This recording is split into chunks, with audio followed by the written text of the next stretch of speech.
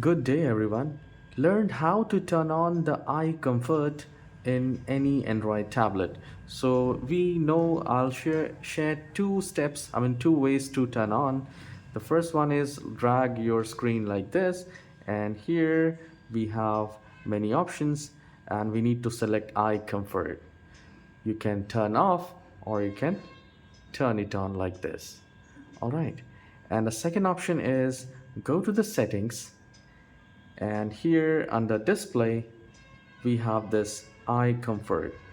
So from here you can change the intensity, the temperature, the color temperature. You can change it like this. You see the difference, and once you're done you can set it. You can also change it to black and white if you wish, where we have this option. If you find this tutorial short and helpful, please hit the like and subscribe.